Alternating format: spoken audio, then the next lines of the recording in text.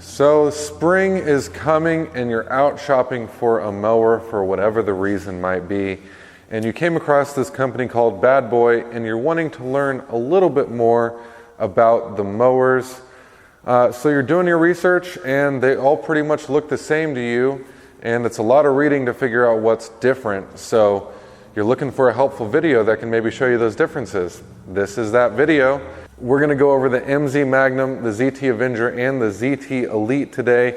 I've covered these mowers in the past. These two are going to be the same as last year, so you can go check those videos out. And then we have the ZT Elite video out as well. And this will hopefully help you make that decision when it comes to buying your next zero-turn mower. Let's get started on looking at the differences between these three Bad Boy residential zero-turn mowers.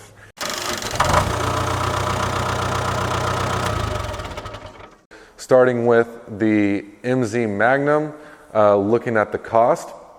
The cost of the MZ Magnum is going to be $33.99 for the Kohler engine option.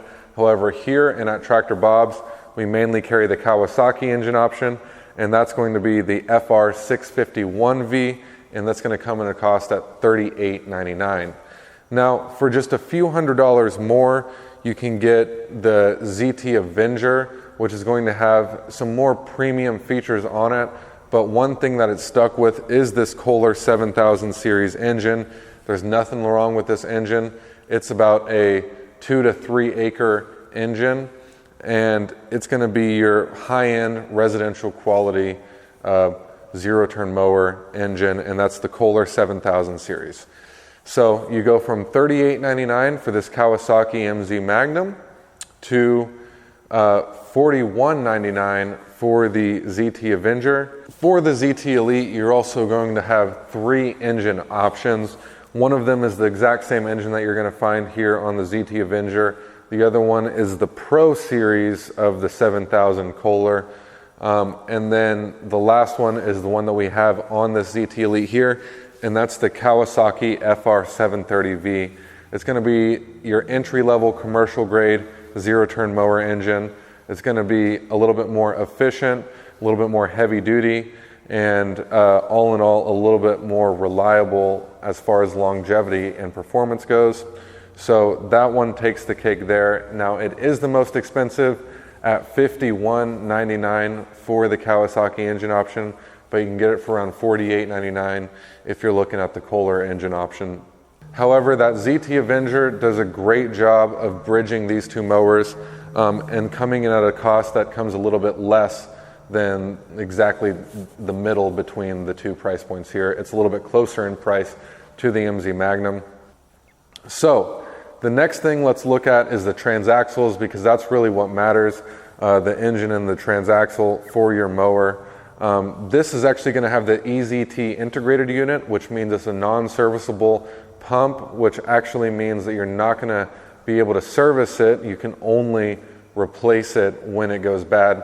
Now, I've seen people that the transaxle had lasted them 3,000 hours, and at that point they were happy to replace it because it had been several years and they had an integrated transaxle. Most zero-turn mowers at this price are going to have that transaxle, but that's the nice thing about being able to spend a few $100s more and get the ZT Avenger over the MZ Magnum, because for $41.99 you can get the 2800 10cc transaxles by Hydro Gear, and that's going to be an awesome option for you. So you're getting a high-end residential grade transaxle and engine, and again, that's 10cc transaxles. You are going to have 10cc transaxles on the ZT Elite, and they're going to be the Hydro Gear 3100, and anything above the 3000 series is considered commercial, so that 3100 is going to be entry-level commercial grade Hydro Gear. So you're going to have the best transaxle and the best engine on the ZT Elite, of course. Now the next thing is going to be the comfort of the ride. Your MZ Magnum is going to have the least smooth ride because it has narrower and smaller tires all around. The ZT Avenger actually has the widest tires of the bunch, oddly enough, at about 11.5 inches. And the front tires are going to be a little bit smaller than the ZT Elite, but all in all, For the price point, this has a very good and comfortable ride. Now the ZT Elite has a brand new feature to 2021, and that's going to be the front suspension rail that you can see here. It's going to have these rubber dampers that will allow you to have a nice, smooth ride and very, very clean cut. One of the things that all of these three mowers share that's going to be nice is a relatively comfortable seat and those rubber mats on the floorboard, making it easy to get on and off, and also reducing the amount of vibration that you're going to experience in your feet. Now, you do have a little bit different compartment design from the MZ Magnum. It's just a bigger, more open compartment and then a cup holder, whereas the MZ Magnum has actually a phone holder on it as well, which is neat, but it doesn't have as much compartmentalization. Speaking of compartmentalization, the ZT Elite is new to 2021 this year, this style at least. It's been around for a while, but they changed several things on it, whereas these two guys are going to be pretty much the same from 2020 to 2021. No real noticeable differences. The ZT Elite, however, has undergone a lot of changes, and one of them is the compartment. So not only are you getting compartments on the left-hand side like you do with both the ZT Avenger and the MZ Magnum, but now you get another right-hand compartment, which is super nice, and I absolutely love that. The MZ Magnum has a top speed of 6 miles an hour, the ZT Avenger has a top speed of 7 miles an hour, and the ZT Elite has a top speed of 7 miles an hour.